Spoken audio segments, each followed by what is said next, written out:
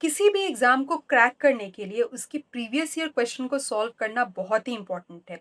UP TET की maths की already एक प्लेलिस्ट मैंने बना दी है जिसमें मैंने सारे कॉन्सेप्ट्स एक्सप्लेन किए हैं। अब हम स्टार्ट करने वाले हैं प्रीवियस ईयर क्वेश्चंस। सबसे पहले मैं 2019 का पेपर उठाऊंगी जो मैंने डायरेक्ट यूपी टेट की साइट से उठाया है। इसमें मैंने कॉन्सेप्ट्स अलोंग विथ ट्रिक्स भी डिस्कस किए हैं और हम उतना ही टाइम लेंगे जितना टाइम हम एक्चुअल पेपर में देते हैं, और इसे हम बड़ी आसानी से सॉल्व करेंगे। तो आइए बिना टाइम वेस्ट किए स्टार्ट करते हैं यूपी टेट 2019 का ये paper.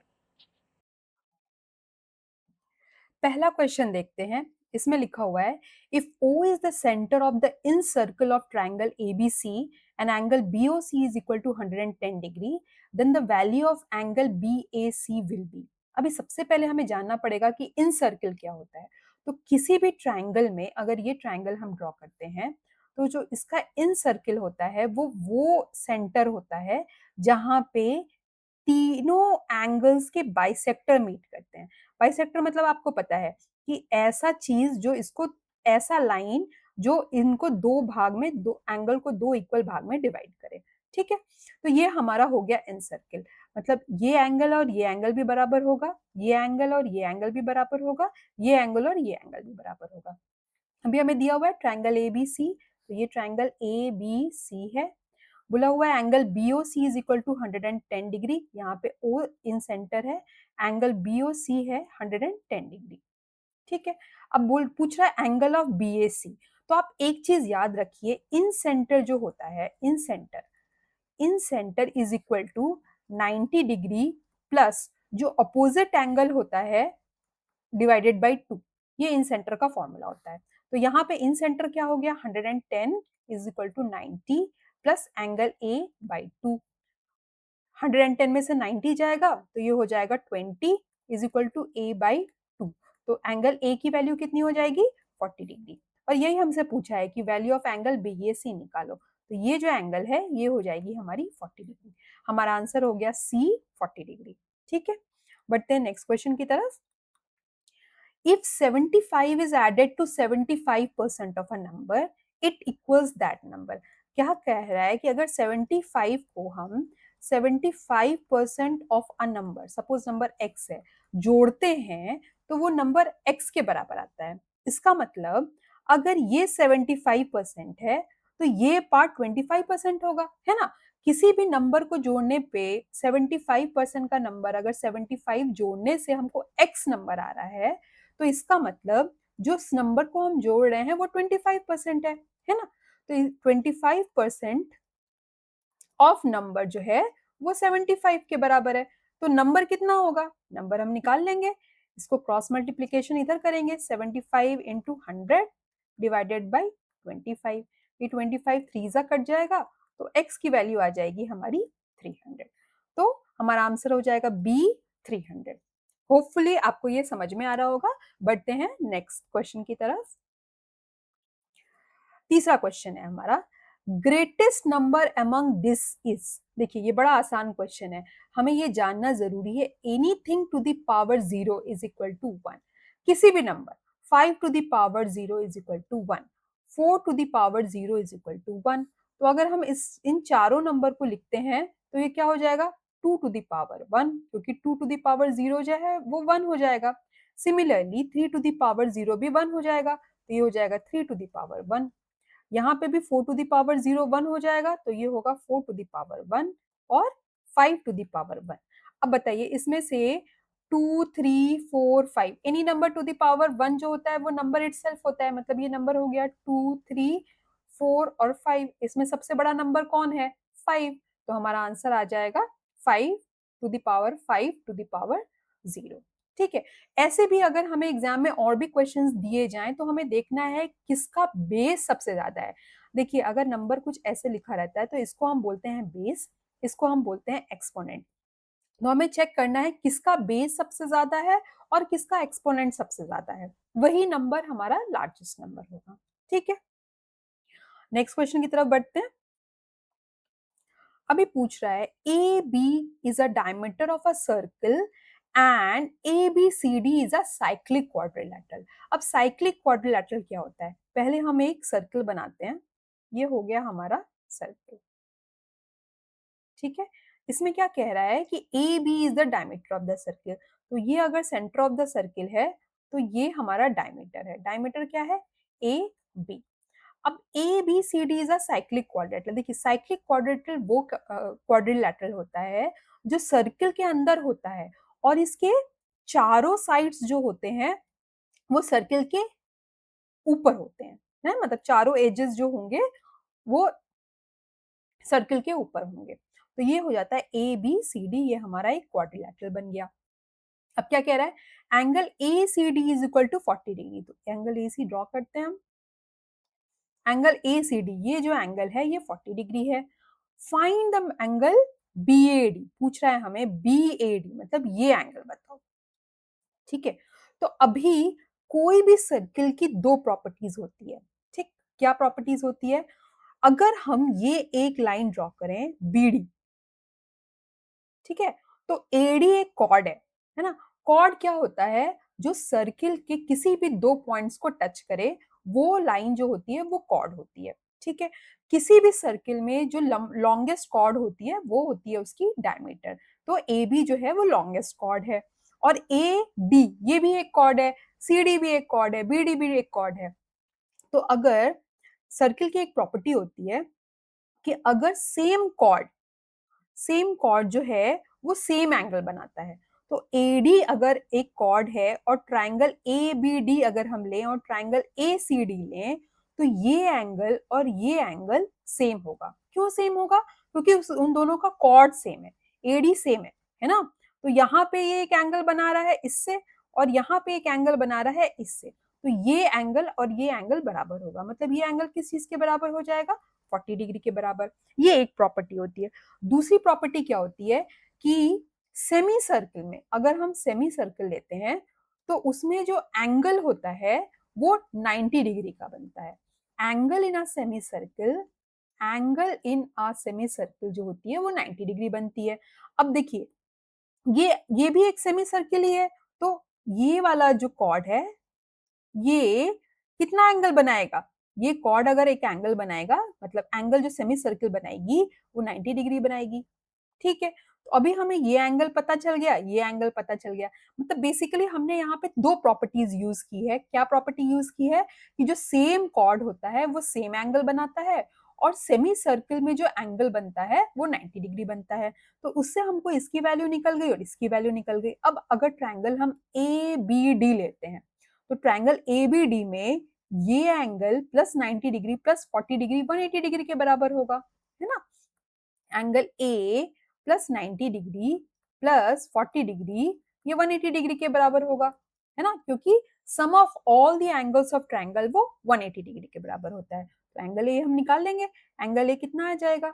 180 degree minus 90 degree minus 40 degree. तो जो जिसकी वैल्यू हमारी क्या आ जाएगी? 50 डिग्री आ जाएगी। तो हमारा आंसर हो गया 50 डिग्री। आपको इसमें दो कॉन्सेप्ट याद रखना है कि कोई भी कॉर्ड जो है अगर कहीं दूसरी मतलब एक साइक्लिक क्वाड्रिलैटरल में एक कॉर्ड सेम एंगल बनाता है, ये एक प्रॉपर्टी हो गई। दूसरा, सेमी सर्किल का जो एंगल बनता है वो 90 डिग्री बनता है। ठीक है, और sum of all the angles of a triangle जो होते हैं, एक ट्रायंगल में पूरे एंगल्स किस चीज के बराबर होते हैं? 180 डिग्री के बराबर होते हैं। ठीक, तो उस बेसिस पे हमारा ये क्वेश्चन सॉल्व हो गया। आगे बढ़ते हैं नेक्स्ट क्वेश्चन की तरफ। अभी पूछ रहा है if 0 x is greater than or equal to 0 or less than equal to 5 and y is greater than or equal to 5 but less than equal to 10। मतलब x की वैल्यू जो है वो 0 से 5 के बीच में है और y की वैल्यू 5 से 10 के बीच में है। तो x बाई y की मैक्सिमम वैल्यू क्या होगी? तो देखिए x इस केस में क्या है? न्यूमरेटर है। y इस केस में क्या है? डिनोमिनेटर है। हमें कभी भी मैक्सिमम फ्रैक्शन क्या आता है? जब न्यूमरेटर की वैल्यू ज्यादा हो, सबसे ज्यादा हो, और डिनोमिनेटर की वैल्यू सबसे कम हो। अब यहाँ पे न्यूमरेटर की सबसे ज्यादा वैल्यू होने के लिए क्या होनी चाहिए? x की वैल्यू 5 होनी चाहिए और डिनोमिनेटर की सबसे कम वैल्यू होने के लिए y की वैल्यू क्या होनी चाहिए?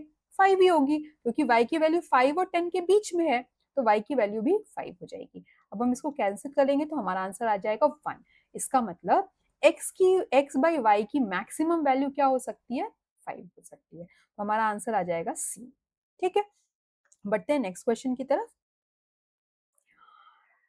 For y is equal to 7x minus 10 which statement is true. कह रहा है कि अगर y की वैल्यू 7x माइनस 2 है तो इसमें कौन सा स्टेटमेंट ट्रू है, कि कितने नंबर ऑफ सॉल्यूशंस होंगे। बेसिकली ये पूछ रहा है, दो सॉल्यूशन होंगे, एक सॉल्यूशन होगा, कोई सॉल्यूशन नहीं होगा, इनफिनाइट नंबर ऑफ सॉल्यूशंस होगा। तो देखिए, एक चीज याद रखिए, अगर इक्वेशन में दो वेरिएबल है, ये हमारा एक एल्जेब्रिक इक्वेशन है ना, इसमें दो वेरिएबल्स हैं, क्या क्या है, एक्स और वाई। अगर किसी भी अलजेब्रिक इक्वेशन में दो वेरिएबल्स हैं तो इसके इनफिनाइट सॉल्यूशंस हो सकते हैं। कैसे, एक एग्जांपल देखते हैं। x की वैल्यू अगर 1 होगी तो y की वैल्यू कुछ और आएगी, x की वैल्यू अगर 2 होगी तो y की वैल्यू कुछ और आएगी, x की वैल्यू 3 होगी तो y की वैल्यू कुछ और आएगी। तो हर बार जैसे जैसे हम x की वैल्यू चेंज करते जाएंगे y की वैल्यू चेंज होती जाएगी, और x की वैल्यू हम कुछ भी रख सकते हैं। तो इसलिए इसका आंसर हो जाएगा it has infinite number of solutions. ठीक है, नेक्स्ट क्वेश्चन की तरफ मूव करते हैं। 49 to the power 15 minus 1 is divisible by which number। देखिए, इसमें हमको एक एल्जेब्रिक इक्वेशन एक्सपोनेंट का रूल याद रखना है। इनी exponent a to the power n minus 1, अगर कोई भी हमें एक्सपोनेंट ऐसे दिया हुआ है a to the power n minus 1, तो ये हमेशा डिविजिबल होता है a माइनस 1 से। ठीक है, तो आपको ये हमेशा याद रखना, अगर कभी भी कोई भी नंबर दिया रहे a to the power n minus 1 और उसकी डिविजिबिलिटी रूल पूछ रही है, तो वो हमेशा a माइनस 1 से डिविजिबल होगा। तो अभी अगर हम इस केस में देखें तो 49 टू द पावर 15 माइनस 1, ये किस चीज से डिविजिबल होगा, ये डिविजिबल हो जाएगा 49 माइनस 1 से। हमने यही कॉन्सेप्ट अप्लाई किया, यही ट्रिक अप्लाई की है, मतलब 48 से डिविजिबल होगा। तो 50 से तो नहीं डिविजिबल होगा, 48 से डिविजिबल होगा, 29 से नहीं होगा। अब देखिए, ये 8 से भी डिविजिबल होगा, क्योंकि 48 जो है ये 8 से डिविजिबल है, 8 6 48 होता है, तो ये 8 से भी डिविजिबल हो जाएगा, है ना। तो हमारा आंसर क्या हो जाएगा, 2 और 4। तो हमारा आंसर हो जाएगा सी। ठीक है, आगे बढ़ते हैं नेक्स्ट क्वेश्चन की तरफ। ये एक ट्रिग्नोमेट्री की क्वेश्चन है कि हमसे पूछा गया है cos 135 डिग्री को sin 210 डिग्री cos 150 डिग्री से मल्टीप्लाई करते हैं और sin 270 डिग्री और cos 315 डिग्री से डिवाइड करते हैं, तो हमारा आंसर क्या आ जाएगा। देखिए, मैंने ऑलरेडी आपके साथ डिस्कस किया है कि क्वाड्रेंट्स के जो वैल्यू होते हैं, okay, in case of cos और इन केस ऑफ sin, वो आपको याद करना है, आपको याद ही करना पड़ेगा, इसमें हमारे पास कोई भी शॉर्टकट नहीं है। अगर cos 135 डिग्री की वैल्यू देखी जाए तो इसकी वैल्यू आती है -√2, 1/√2। साइन 210 डिग्री की वैल्यू देखी जाए तो इसकी वैल्यू आती है -1/2। cos 150 डिग्री की वैल्यू देखी जाए तो इसकी वैल्यू आती है -√3/2। अब ये डिवीजन है तो ये हम पूरे में डिवीजन लगा देंगे। साइन 270 डिग्री की वैल्यू देखी जाए तो इसकी वैल्यू आती है -1, और cos 315 डिग्री की वैल्यू देखी जाए तो ये आती है 1/√2। चूंकि ये डिवीजन में है तो ये ऊपर जाके मल्टीप्लीकेशन में हो जाएगा, तो ये हो जाएगा -1/√2 इंटू, ये माइनस और ये माइनस काट देते हैं, तो ये हो जाएगा 1/2 इंटू -√3/2 इंटू, ये डिवीजन में है ना, तो आपको पता है a डिवाइडेड बाई 1/b अगर होता है तो ये अगर मल्टीप्लीकेशन में चेंज होगा तो ये a इंटू ये ऊपर चला जाता है, b हो जाता है। तो इस केस में ये भी √2 हो जाएगा। अब हम इसको सॉल्व करेंगे, √2 कट जाएगा, माइनस और माइनस प्लस हो जाता है, तो इसकी वैल्यू हो जाएगी √3, और 2 इंटू 2 मल्टीप्लाई किया तो 4। इसके आंसर हो जाएंगे डी, √3/4। आपको ये क्वाड्रेंट, साइन और कॉस की वैल्यू याद करनी पड़ेगी। ठीक है, आगे बढ़ते हैं। Multiplication of two consecutive odd number is 6723. Find the smaller number। देखिए, इसको ना हमें एक ट्रिक से सॉल्व करना है। इसमें ट्रिक क्या होगी कि हमें बता रहा है कि दो नंबर्स को मल्टीप्लाई करने पे हमको 6723 आता है। Consecutive odd numbers, consecutive odd numbers क्या हुआ, x और x+2, बराबर है ना। तो दो नंबर्स को मल्टीप्लाई करने पे हमको 6723 आता है। देखिए, हम इसको ना सॉल्व बैकएंड से करेंगे। 9 को अगर 9 को हम 11 लेते हैं, इसको मल्टीप्लाई भी करेंगे तो हमको इतना बड़ा नंबर नहीं आएगा, तो ये भी गया। 7 को अगर 9 के साथ लेते हैं, क्योंकि हमको स्मॉलर नंबर पूछा है, तो ये स्मॉलर है, ये ग्रेटर हो जाएगा, 7 9 ये भी नहीं होगा। 729 लेते हैं और इसको हम, इसका दूसरा नंबर क्या हो जाएगा 731। इन दोनों को भी अगर हम मल्टीप्लाई करेंगे तो इतना छोटा नंबर नहीं आएगा, तो ये नंबर भी गया। तो हमारा आंसर हो जाएगा ए 81, क्योंकि 81 और 83 अगर हम इन दोनों को मल्टीप्लाई करेंगे तो हमारा आंसर, आप सिर्फ यूनिट डिजिट को भी मल्टीप्लाई कर सके, 3 1 3, तो मतलब पार्ट ऑफ इट सेटिस्फाई हो रहा है ना। यहाँ पे देखिए यूनिट डिजिट को मल्टीप्लाई किया, 9 1 9 नहीं होता है। यहाँ पे 9 7 63, बट ये बहुत छोटा नंबर हो रहा है। यहाँ 9 1 9, तो ये भी नंबर नहीं होता है, तो हमारा आंसर 81 आएगा। कई बार जैसे मैंने आपको सॉल्व किया है, मैं आपको एडवाइस करूंगी कि कई बार क्वेश्चन का आंसर जो है ना प्रॉब्लम सॉल्व करके नहीं होता है, हम सॉल्यूशन से भी निकाल सकते हैं और जल्दी से सॉल्व हो जाता है। तो आप भी उस टाइम ऑप्शन से ही क्वेश्चन सॉल्व कीजिए, ठीक है। बढ़ते हैं नेक्स्ट क्वेश्चन की तरफ। अब इसमें दिया हुआ है HCF of this and this is x-3, then find the value of p-q। देखिए इसमें कह रहा है कि इन दोनों का एक फैक्टर जो है x-3 है, तो हम x की वैल्यू 3 लगा के इन दोनों क्वेश्चन को सॉल्व कर सकते हैं। तो हम इन दोनों में x की वैल्यू 3 लगाएंगे, तो पहला इक्वेशन क्या आ जाएगा, 3 3 9 माइनस x की वैल्यू हमने 3 डाली, 3p minus q is equal to 0। और इसका इक्वेशन, इसका सॉल्यूशन क्या आ जाएगा, 3 3 9, 3 27 minus 3 3 9, 9p minus 15q is equal to 0। अब देखिए इसको सॉल्व करने के लिए या तो p या तो q हमारा बराबर होना चाहिए, तो हम पहले p मल्टी, ये हमारा फर्स्ट इक्वेशन हो गया है ना, ये हमारा सेकंड इक्वेशन हो गया। तो हम क्या करेंगे, फर्स्ट इक्वेशन में p को बराबर करेंगे। इसके लिए हमको दोनों साइड 3 से मल्टीप्लाई करना पड़ेगा है ना, क्योंकि ये 9p है। मल्टीप्लाई करते हैं, ये हो जाएगा 27 minus 3 3 9p minus 3q is equal to 0। हमको सारे नंबर्स को 3 से मल्टीप्लाई करना पड़ेगा। अब हम इन दोनों इक्वेशंस को सॉल्व करते हैं।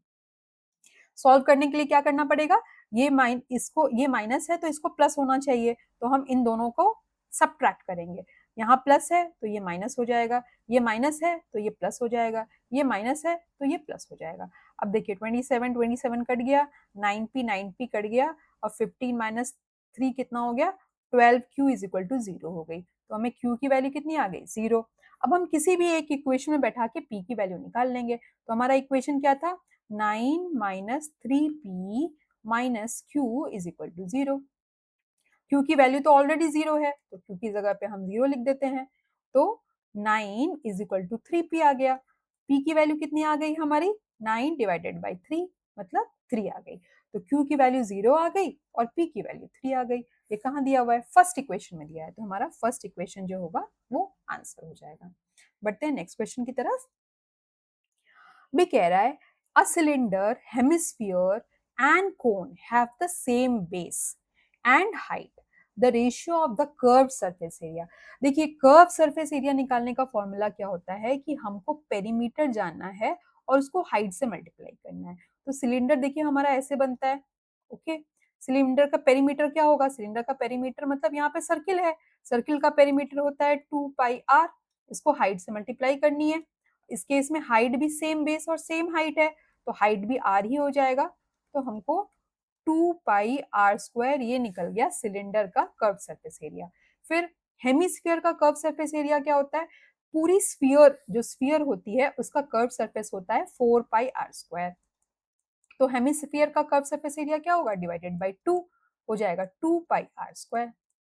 ठीक, तो हमें सिलेंडर का मिल गया 2πr², फिर हेमिस्फीयर का मिल गया, वो भी मिल गया 2πr²। अब हमें निकालना है कोन। कोन का कर्व सरफेस एरिया क्या होता है, कोन का कर्व सरफेस एरिया होता है πrl, πrl ये होता है। अब देखिए l क्या है, ये जो l है ये स्लांट हाइट है ना, r रेडियस है, ठीक है, ये हाइट हो गई। अब हाइट भी हमारी रेडियस के ही बराबर है, क्योंकि इसमें दिया हुआ है सेम बेस और सेम हाइट। तो रेडियस ये भी r है, ये r है, ये l है, ये 90 डिग्री है। तो हम l की वैल्यू r के टर्म्स में निकाल सकते हैं, क्योंकि पाइथागोरस थ्योरम निकालेंगे, r² plus r² is equal to l²। तो l कितना हो जाएगा, 2r², मतलब √2r।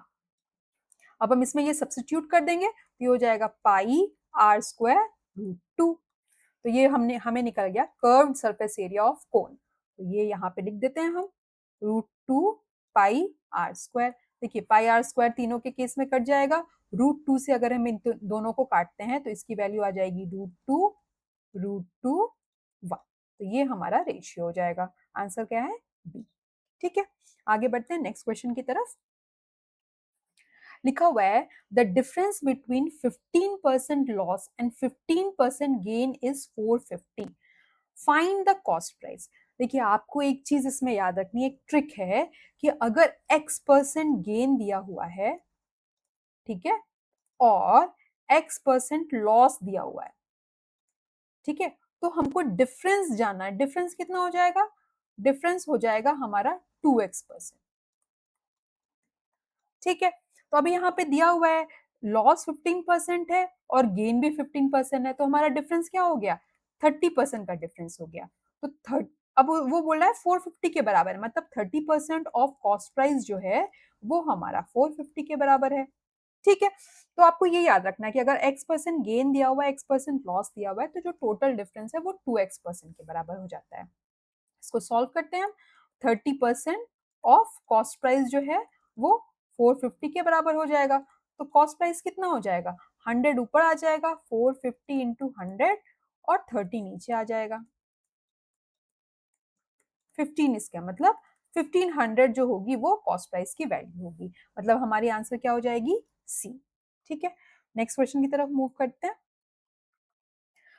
कह रहा है in an isosceles triangle A B C with angle A B C is equal to 90 degree, कौन सा स्टेटमेंट सही है? अब आइसोसेलेस ट्रायंगल क्या होता है? आइसोसेलेस ट्रायंगल वो होता है जिसमें दो साइड्स इक्वल होते हैं। तो ये देखिए ये दो, एक ये आइसोसेलेस ट्रायंगल है, ठीक है, या हम क्योंकि इसमें एंगल एबीसी 90 डिग्री बनाया हुआ है ना, तो हम ऐसे आइसोसेलेस ट्रायंगल ड्रॉ करते हैं। ये आइसोसेलेस ट्रायंगल है, ठीक है, ए बी सी, जिसमें आइसोसेलेस है तो ए बी और बी सी बराबर होंगे। Angle A B C 90 degree है, तो इसमें क्या शुरू होगा? अगर हम इसमें पाइथागोरस थ्योरम लगाएं तो A B square plus B C square वो ए सी स्क्वायर के बराबर हो जाएगा। ठीक है, अब हम बी सी को ए बी भी लिख सकते हैं, है ना, क्योंकि ए बी और बी सी बराबर है, तो हम इसको ऐसे लिख देंगे A B square plus A B square is equal to A C square. इसका मतलब हुआ 2ab square is equal to A C square. अब ये इक्वेशन कहाँ दी हुई है? ये इक्वेशन हमारी बी में दी हुई है, तो हमारा आंसर हो जाएगा बी। ठीक है, आगे बढ़ते हैं नेक्स्ट क्वेश्चन की तरफ। लिखा हुआ है man covers 5 part of a circular track in 5 minutes, what is the time required for 1 full revolution? तो ये तो बहुत ही इजी क्वेश्चन है। कह रहा है कि 5/4 ट्रैक जो है आप m मिनट्स में कवर करते हो, तो 1 ट्रैक कितने में करोगे? तो m इसको क्रॉस मल्टीप्लाई कर देंगे इंटू 4/5, मतलब 4m/5 मिनट्स में ट्रैवल करोगे, जो कि आंसर हो जाएगा हमारा डी। ठीक है, नेक्स्ट क्वेश्चन। क्वेश्चन है x minus Y is equal to 2z, find the value of x divided by x z divided by y plus z। देखिए मैं थोड़ा स्पीड में कर रही हूँ, आप इसको थोड़ा स्लो स्पीड में भी देख सकते हैं। इसका रीजन है कि मैं चाहती हूँ कि उसी स्पीड में हम करें जिस स्पीड में हम एग्जाम में करने वाले हैं। इससे क्या होगा कि हमारी स्पीड बरकरार रहेगी और हमें ट्रिक्स भी जल्दी जल्दी समझ में आएंगे। ठीक है, अब यहाँ क्या दिया हुआ है? x minus Y is equal to 2z। ठीक है, तो x को हम क्या लिख सकते हैं, या x इसको हम ऐसे लिख सकते हैं x minus Y is equal to z को हम ऐसे लिख सकते हैं क्योंकि हमें x माइनस जेड निकालना है ना, तो हम z को लिख सकते हैं z प्लस जेड। तो x माइनस जेड कितना हो जाएगा? ये हो जाएगा y प्लस, क्योंकि y इधर आ जाएगा, y प्लस जेड। अब हम इसमें सब्सटीट्यूट करते हैं x by x minus Z की जगह हम क्या लिख देंगे? y plus Z minus z by y plus Z दिया हुआ है। अब यहाँ पे y प्लस जेड अगर हम कॉमन ले लेते हैं तो ऊपर आ जाएगा x माइनस जेड। अब देखिए x माइनस जेड की जगह पे हमने क्या निकाला? x minus Z is equal to Y plus Z निकाला है, तो हम ये फिर से लिख सकते हैं y plus Z divided by y plus Z, ये कट जाएगा, हमारा आंसर आ जाएगा 1। ठीक है, तो हमारा आंसर इसमें हो जाएगा C1। बढ़ते हैं नेक्स्ट क्वेश्चन की तरफ। Radius of a sphere is increased by 50%। तो क्या कह रहा है कि जो स्फीयर जिसका रेडियस पहले 100 था वो 150 हो गया है, तो उसका लैटरल सरफेस एरिया कितना इंक्रीज होगा। ठीक, तो देखिए एरिया जो होता है ना, एरिया हमेशा आर स्क्वायर के बराबर होता है। तो अगर हम यहाँ पे हमने क्या किया, पहले रेडियस अगर हम मान लें 1 था, तो अभी रेडियस क्या हो गया, अभी रेडियस हो गया 1.5। ठीक, अब ये बढ़ गया है 1.5 में, तो 1.5 इंटू 1.5 डिवाइडेड बाई जो ओरिजिनल एरिया था, रेडियस स्क्वायर मैंने लिया है इसलिए 1.5 इसको 2 बार किया है। ओरिजिनल एरिया कितना था, R square into R square into, क्योंकि हमें परसेंटेज निकालना है तो हम इंटू 100 कर देंगे। ये कितना हो जाएगा, इसको डॉट को हटाने के लिए हमको 100 से डिवाइड करना पड़ेगा, ये कट जाएगा, मतलब 225% से ये बढ़ गया है। पहले जो 100% था अब वो 225% हो गया है। तो कितने से बढ़ा, बढ़ा कितना, 225 माइनस 100, मतलब 125% से ये बढ़ गया है। तो हमारा आंसर हो जाएगा सी 125%। ठीक है, होपफुली आपको समझ में आ रहा होगा। इसमें आपको लैटरल सरफेस एरिया की जानने की जरूरत नहीं है, आपको बस इतना पता होना चाहिए कि जो एरिया होता है वो हमेशा रेडियस का स्क्वायर होता है। तो हमने सिर्फ रेडियस स्क्वायर, बाकी जो आगे 4 पाई 6 पाई 7 पाई जो भी रहेगा वो तो वैसे भी कट जाएगा, तो इसलिए 1.5 को मल्टीप्लाई करके हमने इसको सॉल्व कर दिया। What are the coordinates of the point of intersection of the line x is equal to 1 and y is equal to 1? देखिए पहले हम x एक्सिस और y एक्सिस ड्रॉ करते हैं। ये हमारा एक्सिस है x, ये हमारा y एक्सिस है। जहां पे ये दोनों मिलते हैं ये होता है हमारा 0 0, है ना, ये y एक्सिस है। y पे पॉइंट क्या होगा, ये हो गया हमारा 1, ये हो गया हमारा 2, ये हो गया हमारा 3। अब देखिए y 1 है लेकिन x क्या होगा इस केस में, इन सब के केस में x 0 होगा। यहाँ पे x1 है, 2 और 3, यहाँ पे x1 है लेकिन y 0 है। ठीक है, अब जो y is equal to x is equal to 1 है, मतलब वो ऐसा लाइन होगा, और y इज इक्वल टू 1 है मतलब वो कैसा लाइन होगा, ऐसा लाइन होगा। ये कहाँ पे इंटरसेक्ट करेंगे, यहाँ पे इंटरसेक्ट करेंगे, और इसकी वैल्यू क्या हो जाएगी, x भी 1 और y भी 1, तो हमारा आंसर हो जाएगा d बाई x1 y1। ठीक है, नेक्स्ट क्वेश्चन है, the arithmetic mean of two positive number is 5। लिखा हुआ है arithmetic mean of two number is 5, इसका मतलब सम ऑफ द नंबर कितना हो जाएगा। अरिथमेटिक मीन का मतलब क्या होता है, अगर दो नंबर्स हैं x और y तो उनका अरिथमेटिक मीन हो जाएगा x प्लस वाई बाई 2। ठीक है, तो यहाँ पे दिया हुआ है कि x अरिथमेटिक मीन मतलब x प्लस वाई बाई 2 जो है वो 5 है, तो x प्लस वाई कितने हो जाएंगे, 10 हो जाएंगे, मतलब सम ऑफ द नंबर्स हो जाएंगे 10। फिर दिया हुआ है ज्योमेट्रिक मीन इज 3। अब ज्योमेट्रिक मीन क्या होता है कि ज्योमेट्रिक मीन अगर दो नंबर्स हैं एक्स वाई तो उसका ज्योमेट्रिक मीन होता है root X Y, root X into Y, उसका ज्योमेट्रिक मीन कितना है 3। तो एक्स इंटू वाई कितने हो जाएंगे, हम दोनों साइड स्क्वायर कर देंगे, तो ये एक्स वाई हो गया, ये 9 हो गया। मतलब अगर ज्योमेट्रिक मीन दिया हुआ है हमारा 3 तो प्रोडक्ट ऑफ द नंबर्स क्या हो जाएगा, प्रोडक्ट ऑफ द नंबर हो जाएगा 9। ठीक, तो अभी हमें मिल गया, सम होना चाहिए हमारा 10, जो दो नंबर्स हैं उनका सम होना चाहिए 10, और प्रोडक्ट क्या होना चाहिए, प्रोडक्ट होना चाहिए हमारा 9। अब इसमें से देखते हैं इनका सम 10 है क्या, नहीं है, इनका सम 10 है क्या, नहीं है, इनका सम 10 है क्या, नहीं है, इसका सम 10 है, हाँ है, प्रोडक्ट 9 है क्या, है, तो आंसर हमारा सी हो जाएगा। ठीक है, नेक्स्ट क्वेश्चन पे चलते हैं। Ratio of volumes of two cube is 27:64। What is the ratio of total surface area. देखिए अब इसमें दिखा हुआ है दो क्यूब्स, एक क्यूब, क्यूब का हमारा फॉर्मूला क्या होता है ए क्यूब। ठीक है, ये A1 है और ये A2 क्यूब है। हाँ, मतलब एक क्यूब है जिसका साइड जो है वो A1 है और दूसरा क्यूब है जिसका साइड A2 है। तो अगर हम इसमें सॉल्व करें तो ऐसा कौन सा नंबर है जिसको हम 3 टाइम्स मल्टीप्लाई करेंगे तो 27 आएगा, तो वो है 3। और ऐसा कौन सा नंबर है जिसको 3 टाइम्स मल्टीप्लाई करेंगे तो 64, तो 4। तो हमें मिल गया कि दोनों क्यूब्स के साइड कितने, तो एक क्यूब का साइड 3 है और दूसरे क्यूब का साइड हमारे निकल गया 4। क्वेश्चन क्या पूछ रहा है, find the ratio of the total surface area.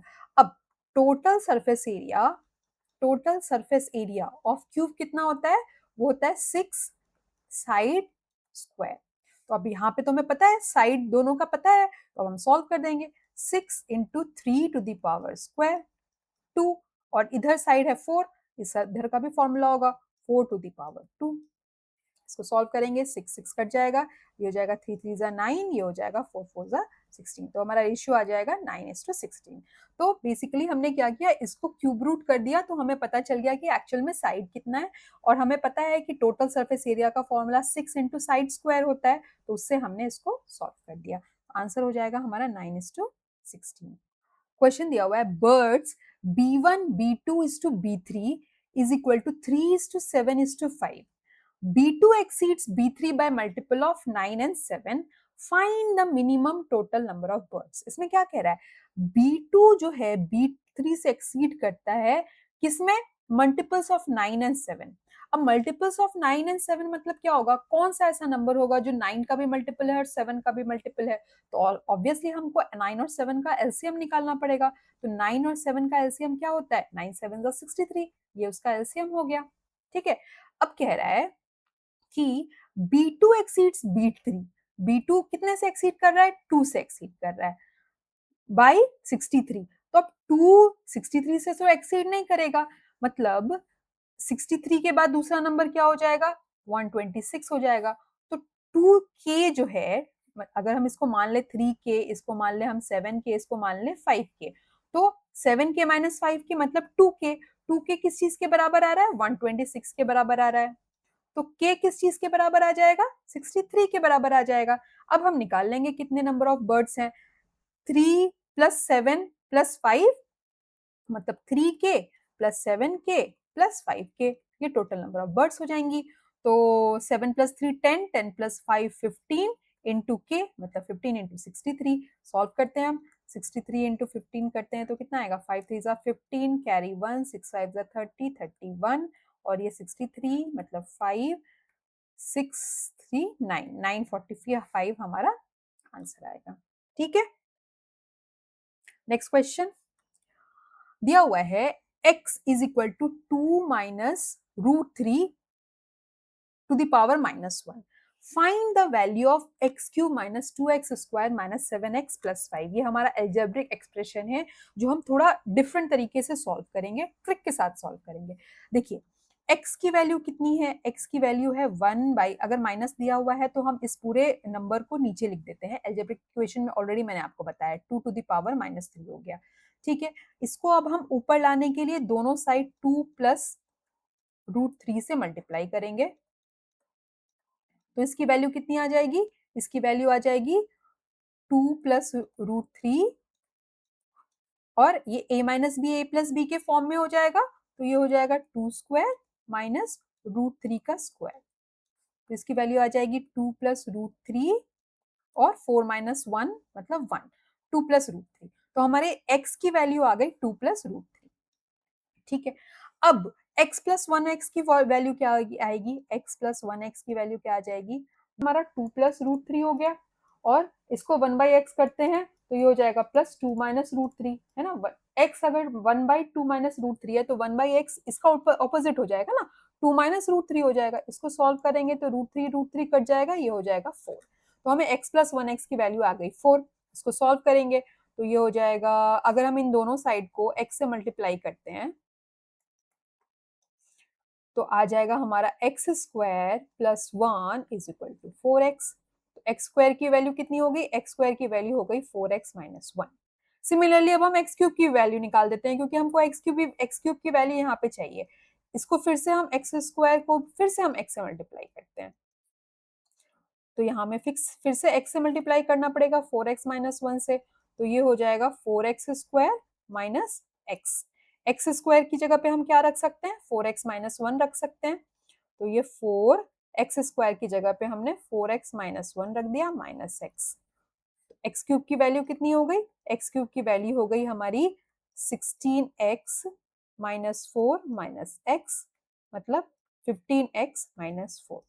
तो देखिए इस पूरे इक्वेशन से हमें क्या हुआ, हमें एक्स स्क्वायर की भी वैल्यू मिल गई है। मैं इसको मिटा देती हूँ ताकि आपको क्लियर हो जाए। एक्स स्क्वायर की वैल्यू कितनी मिली है हमें, 4x माइनस 1, और एक्स क्यूब की वैल्यू कितनी मिली है हमें, 15x माइनस 4। ठीक है, अब हम इसको सॉल्व करेंगे। ये इक्वेशन सॉल्व करने के लिए बड़ा इजी हो जाएगा क्योंकि हमने एक्स क्यूब की भी वैल्यू निकाल दी है और एक्स की भी वैल्यू निकाल दी है। हमने इसमें ट्रिक क्या लगाया, हमने इसमें x प्लस 1x करके ना इसकी पहले x प्लस 1x की वैल्यू निकाली जो कि 4 निकल गई, फिर दोनों साइड x को मल्टीप्लाई किया तो हमें x स्क्वायर की वैल्यू निकल गई, फिर दोनों साइड हमने मल्टीप्लाई किया तो हमने x क्यूब की वैल्यू निकाल दी।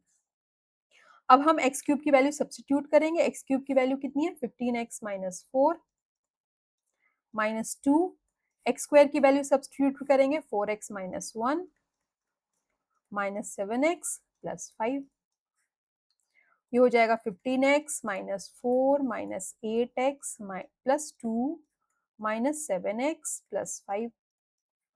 15 माइनस 8x करेंगे तो वो 7x आएगा, 7x माइनस 7x ये कट जाएगा, ये तीनों कट जाएगा, और 5 प्लस 2 7 आएगा, 7 माइनस 4 कितना आएगा 3, तो हमारा आंसर आ जाएगा 3। ठीक है, एक बार मैं फिर से आपको एक्सप्लेन करूं।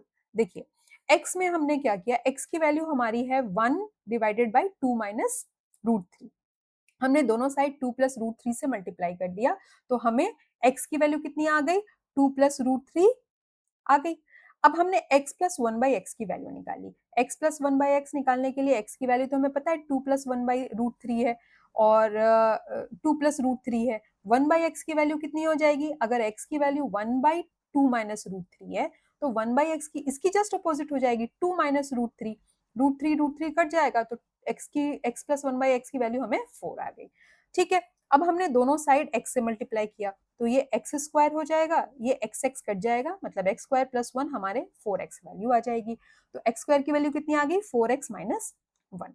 अब हम फिर से दोनों साइड इसको x से मल्टीप्लाई करेंगे तो एक्स क्यूब कितना हो जाएगा, 4x square minus x. 4x square की जगह पे हमने क्या वैल्यू रख दी, 4x माइनस 1 रख दी, तो हमें x क्यूब की वैल्यू आ गई 15x माइनस 4। अब हमने ये सारी वैल्यूज इसमें सब्स्टिट्यूट कर दी तो हमें वैल्यू आ गई 3, जो कि आंसर है। ठीक है, बढ़ते हैं नेक्स्ट क्वेश्चन की तरफ। अभी नेक्स्ट क्वेश्चन है 10 to the power 3a plus a is a perfect square, minimum number of digit in A में कितने डिजिट्स हैं। तो देखिए 10 टू द पावर 3 मतलब कितना हो गया, 1000a प्लस a, ये कितना हो जाएगा 1001a। ठीक, अब इसको अगर परफेक्ट स्क्वायर बनाना है तो a जो है वो भी 1001 होना चाहिए, तभी तो ये परफेक्ट स्क्वायर होगा। तो ठीक है, a को अगर हमको परफेक्ट स्क्वायर बनाना है तो a 1001 होगा, पर होगा कि नहीं इसके लिए पहले हमको इसका फैक्टराइजेशन करना पड़ेगा।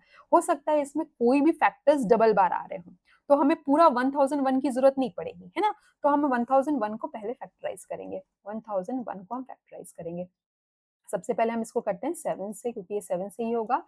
7 1 जा 7, ये 30 जाएगा, 7 4 जा 28, और फिर 7 3 जा 21। अब ये किससे होगा, 11 से होगा। 11 1 जा 11, 11 3 जा 13, 13 1। देखिए अब इसमें कोई भी नंबर डबल नहीं है ना। और अगर हमको परफेक्ट स्क्वायर बनाना है तो इन तीनों को मल्टीप्लाई हमको फिर से करना पड़ेगा, है ना, तभी 7 का परफेक्ट स्क्वायर बनेगा, 11 का भी परफेक्ट स्क्वायर बनेगा, 13 का भी परफेक्ट स्क्वायर बनेगा। मतलब जो a है वो प्रोडक्ट होगा 7 11 और 13 का।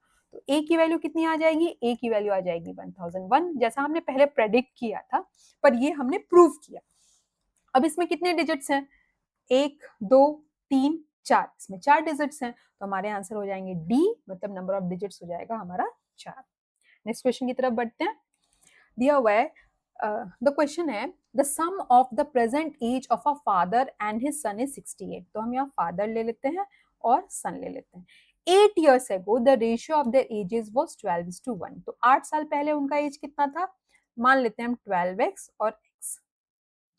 लेकिन अभी कह रहा है the sum of the present age of the father and son is 68। तो 8 साल पहले अगर उनका एज 12x था तो आज के डेट में उनकी एज कितनी होगी, 12x प्लस 8 फादर की एज होगी। सन की एज कितनी हो जाएगी, x प्लस 8।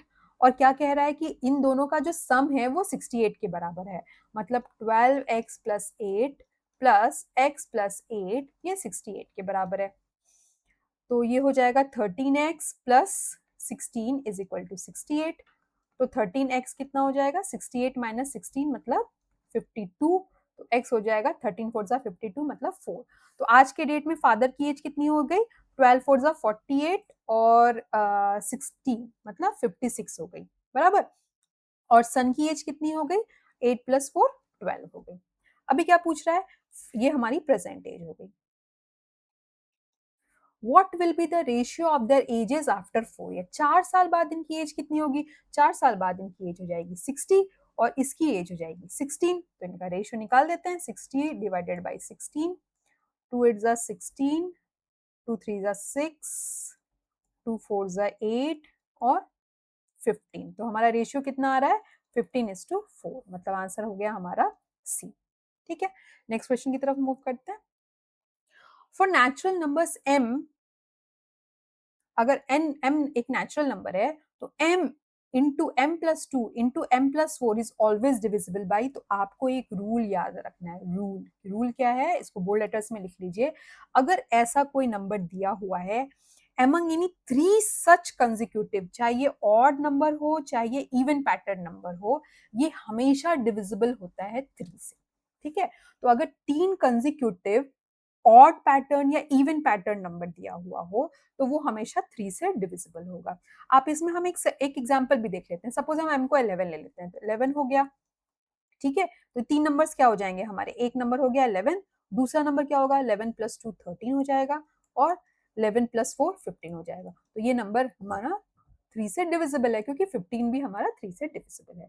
तो हमको ये याद रखना है कि अगर नेचुरल n नंबर्स दिए हुए हों तो 3 कंजिक्यूटिव ऑड या इवन पैटर्न नंबर अगर होगा तो वो हमेशा 3 से डिविजिबल होगा। तो हमारा ये आंसर हो जाएगा सी। नेक्स्ट क्वेश्चन की तरफ मूव करते हैं। अब ये क्वेश्चन सॉल्व करते हैं। इसमें दिया हुआ है ये एक एक्सपोनेंट का क्वेश्चन है। क्वेश्चन क्या दिया हुआ है, 9/7 to the power 3 into 49/81 to the power 2x minus 6 is equal to 7/9 to the power 9। तो देखिए इसमें पहले हमको बेस सेम करना पड़ेगा। बेस सेम करने के लिए हम पूरे को 7/9 में करेंगे। अगर हम इसको 7/9 करते हैं तो ऊपर क्या हो जाएगा, -3 हो जाएगा। इसका ये हम ये देखिए 49 जो है ये 7 का स्क्वायर है और 81 जो है वो 9 का स्क्वायर है। तो हम इसको 7/9 और स्क्वायर अगर है तो ये ऐसे लिख सकते हैं 2x minus 6 7/9 to the power 9। ठीक है, अब एक्सपोनेंट का रूल क्या कहता है, a to the power m into a to the power n is equal to a to the power o है। तो m प्लस n, मतलब अगर बेस सेम है तो m प्लस n जो है वो o के बराबर होता है। तो वही हम यहाँ रूल अप्लाई करेंगे। -3 प्लस 4x माइनस 12 ये 9 के बराबर हो जाएगा। तो 4x कितना होगा, 9 प्लस 15 मतलब 24 के बराबर। तो x की वैल्यू कितनी आ जाएगी, 24/4 मतलब 6 आ जाएगी x की वैल्यू, जो कि आंसर हमारा ए है। नेक्स्ट क्वेश्चन है, an umbrella is made with 10 triangular cloth pieces of two different colors having dimension 20 cm, 50 cm and 50 cm। ये अम्ब्रेला बना हुआ है जिसका 2 डिफरेंट कलर से बना हुआ है। तो कितना क्लॉथ रिक्वायर्ड होगा, तो देखिए क्लॉथ एरिया में रिक्वायर्ड होगा। ठीक है, अब ये एक आइसोसेलेस ट्रायंगल है। आइसोसेलेस ट्रायंगल मतलब 2 साइड्स इक्वल है। तो इसका एरिया निकालने के लिए क्या करना होगा, तो हम पहले एक आइसोसेलेस ट्रायंगल ड्रॉ करते हैं। अगर ये एक आइसोसेलेस ट्रायंगल है 50 सेंटीमीटर, 50 सेंटीमीटर और 20 सेंटीमीटर, इसका एरिया कैसे निकलेगा, एरिया का फॉर्मूला होता है half into base into height. Base हमें पता है, बेस कितना हो गया हमारा 20। अब इसका हाइट कितना है, तो ये हो जाएगा हाफ इंटू 20 इंटू हाइट। अब हाइट कितना होगा, देखिए ये 20 है तो ये 10 होगा। तो हाइट कितना हो जाएगा, हाइट के लिए 10 स्क्वायर प्लस एच स्क्वायर, ये 50 स्क्वायर के बराबर हो जाएगा। मतलब एच स्क्वायर हो जाएगा 2500 माइनस 100। तो एच की वैल्यू हो जाएगी √2400। अब ये √2400 को हम लिख सकते हैं 2 × 2 × 6 × 10 × 10। तो ये जो कॉमन कॉमन है ये बाहर आ जाएंगे, है ना। तो ये हो जाएगा 10 इंटू 2 मतलब 20√6। इसकी वैल्यू यहाँ पे हम हाइट की जगह पे सब्सटीट्यूट कर देंगे 20√6, तो कितना आ गया हमारा 200√6। ये हमारा एक ट्रायंगल का एरिया आ गया है। ठीक, हमें कितने ट्रायंगल्स के एरिया निकालने हैं? क्योंकि 10 ट्रायंगुलर क्लॉथ हैं और 2 पीसेस यूज कर रहे हैं, तो हमें कितना क्लॉथ रिक्वायर्ड हो जाएगा? 5 इंटू 200 इंटू √6, है ना। 10 ट्रायंगुलर क्लॉथ है ना, तो हर एक में दो दो चाहिए होगा। तो बेसिकली 5 इंटू 200 इंटू 6 मतलब 1000√6। हमारा आंसर आ जाएगा फिर 1000√6 स्क्वायर सेंटीमीटर। ठीक है, नेक्स्ट क्वेश्चन की तरफ बढ़ते हैं।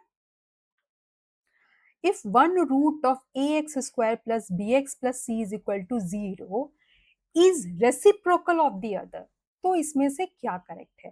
तो देखिए, कभी भी ऐसा क्वाड्रेटिक इक्वेशन है, प्रोडक्ट ऑफ द रूट्स, है ना, ऐसे क्वाड्रेटिक इक्वेशन के जो रूट्स होते हैं ना, दोनों के प्रोडक्ट जो होते हैं वो c डिवाइडेड बाई a के बराबर होते हैं। किस चीज के बराबर होते हैं? c divided by a। ये हमारा रूल है। ठीक है, तो प्रोडक्ट्स ऑफ जो रूट्स जो हैं वो c डिवाइडेड बाई a के बराबर होते हैं। पर यहाँ पे क्या कह रहा है कि दोनों रूट रेसिप्रोकल है एक दूसरे के। तो अगर एक रूट अगर हम अल्फा मान लें तो दूसरा रूट क्या होगा? 1/अल्फा।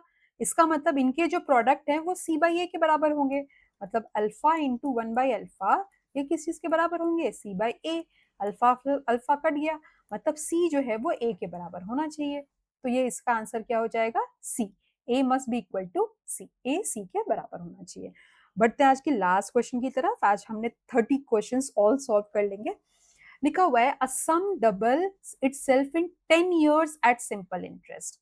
Rate of interest. देखिए, यहाँ हमारा प्रिंसिपल अगर x है तो सम क्या हो गया? डबल हो गया। मतलब जो अमाउंट है वो डबल हो गया है। इसका मतलब इंटरेस्ट कितना मिला हमें? 2x minus x. इंटरेस्ट भी हमारा x ही मिला। जितना हमने पैसा लगाया था उतना हमको इंटरेस्ट मिल रहा है। तो पूछ रहा है rate of interest. Simple interest का फॉर्मूला हम लगा देंगे। सिंपल इंटरेस्ट का फॉर्मूला क्या होता है? p into R into T by 100। Simple interest कितना है हमारा? x। प्रिंसिपल कितना है? x। रेट हमें निकालना है। टाइम कितना है हमारा? 10 divided by 100। x x cut जाएगा तो हमारा रेट की वैल्यू कितनी आ जाएगी? 10%। ठीक है, तो हमारा आंसर हो गया। होपफुली आपको आज का वीडियो पसंद आया। नेक्स्ट वीडियो में मैं यूपीटेट 2021 के पेपर सॉल्व करने वाली हूँ। अगर आपको वीडियो पसंद आ रहा है तो वीडियो को लाइक कीजिए, चैनल को सब्सक्राइब कीजिए ताकि नेक्स्ट वीडियो की नोटिफिकेशन आपको मिलती रहे। तो मिलते हैं नेक्स्ट वीडियो में, तब तक के लिए बाय बाय, टेक केयर।